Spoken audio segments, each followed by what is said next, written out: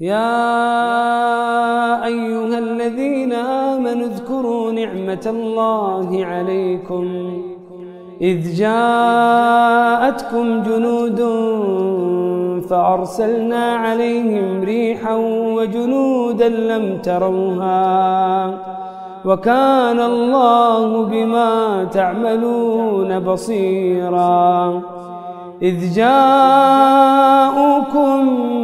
من فوقكم ومن أسفل منكم وإذ زاغت الأبصار وبلغت القلوب الحناجر وتظنون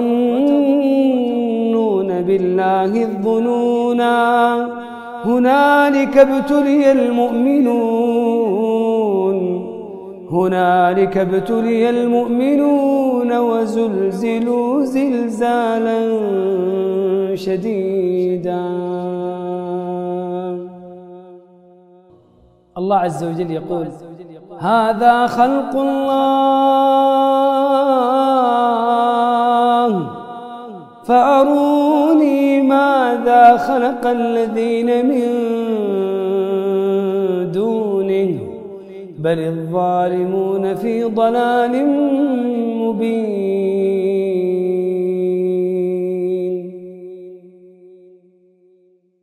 وجاء من أقصى المدينة رجل يسعى قال يا قوم اتبعوا المرسلين اتبعوا من لا يسألكم أجرا وهم مهتدون. وما لي لا أعبد الذي فطرني وإليه ترجعون. أأتخذ من دونه آلهة إن يردني الرحمن بضر لا تغن عني شفاعتهم شيئا ولا ينقذون. إني إذا لفي ضلال مبين. إني آمنت بربكم فاسمعون. قيل ادخل الجنة قال يا ليت قومي يعلمون بما غفر لي ربي وجعلني من المكرمين.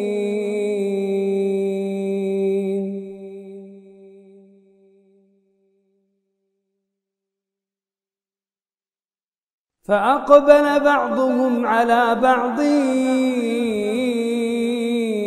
يتساءلون.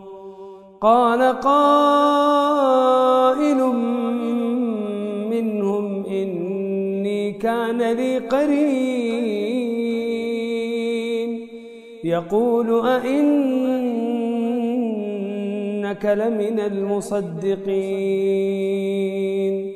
أئذا متنا وكنا ترابا وعظاما أئنا لمدينون. قال هل أنتم مطلعون؟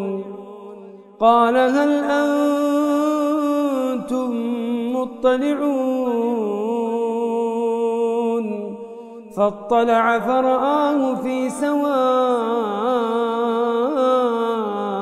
الجحيم. قال تالله إن كدت لتردين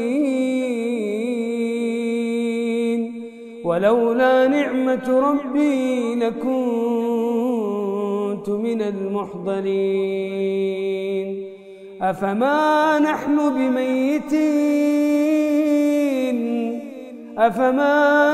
بميتين إلا موتتنا الأولى وما نحن بمعذبين. إن هذا لهو الفوز العظيم. لمثل هذا فليعمل العاملون. تبارك الذي نزل الفرقان على عبده ليكون للعالمين نذيرا.